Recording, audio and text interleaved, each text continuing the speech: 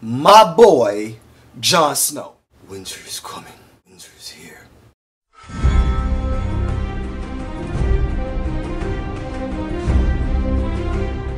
What's poppin', y'all? Welcome to another episode of Rock Pops. I'm your ringmaster and host, Rock Blackwell. Today, we're popping on Game of Thrones Season 7 and 8. Recently, the showrunners, Dave and Dan, released a little bit of information about Seasons 7 and 8. So, spoiler alert for anything from Seasons 1 up through 6. You've been warned. What Dan and Dave put out there were chess pieces, they called it.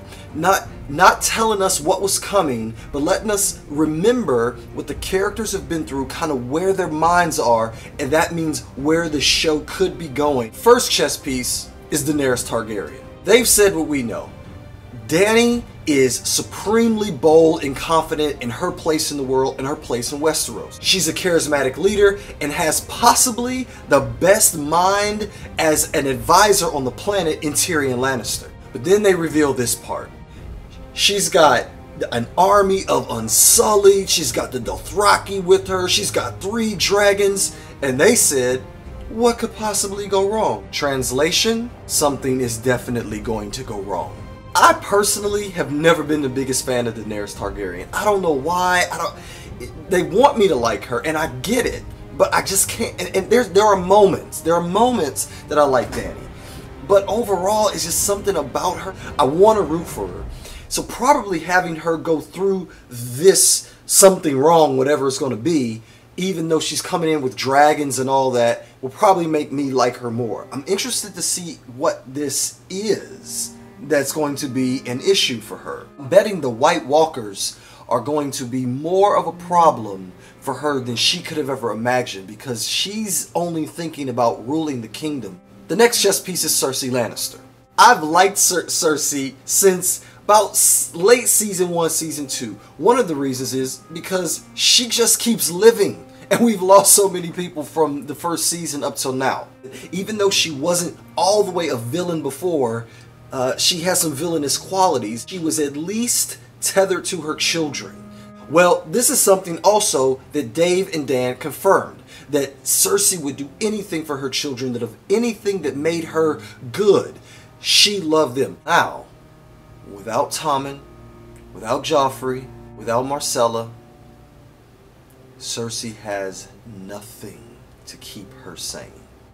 Now I'm thinking Cersei Lannister is going to become the Mad Queen, and Jaime Lannister may have to be the King or Queen Slayer once again. The third piece on the chessboard of Westeros is my boy, Jon Snow.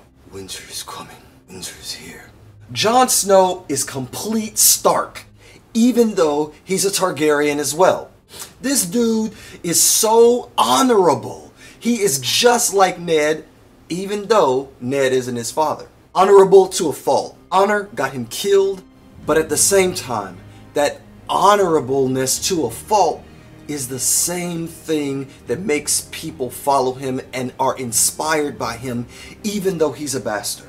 Lyanna Mormont said, I know no king in the north except the king whose name is Stark, and I don't care if he's named Snow, he's a Stark. The wildlings follow him. The northerners follow him. I believe the 7 kingdoms will follow Jon Snow.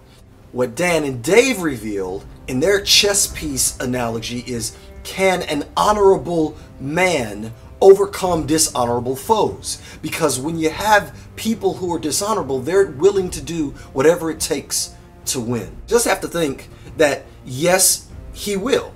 And here's why. He was already defeated by dishonorable people before. Sir Alistair, Thorne stabbed him, and Ollie and all the rest of them.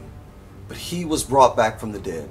He was just about to lose Sir Ramsay, who is dishonorable, but he overcame in victory. Jon Snow will find a way to overcome it. The last chess piece is the Night's King. Dan and Dave have said the biggest strength of the Night's King is that he can raise the dead to be a part of his army. These are insurmountable odds, folks.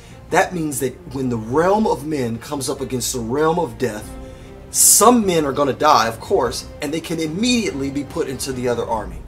That's a bad deal. Reminds me of something that Ramsay Snow said. When he was torturing Theon to make him reek, he said, "If you think this has a happy ending, you haven't been paying attention." I firmly believe, guys, that Game of Thrones is not going to have a happy ending. It may not be totally bleak, but it isn't going to be happy. We've already seen Daenerys get that vision of going into the Iron Throne and everything was broken down and covered in snow and ice. I don't know that anybody's going to sit on the Iron Throne. I don't know if they're just going to try to survive this thing. What I do know is with 3 dragons, they're going to be able to do some damage against enough of these whites to maximize the fight of the force of men. Those are my thoughts on what Dan and Dave have said. Let me know what you guys think about these chess pieces of Daenerys, Cersei, Jon Snow, and the Night's King. Until next time, House Stark all the way, baby. Keep it poppin'. Peace.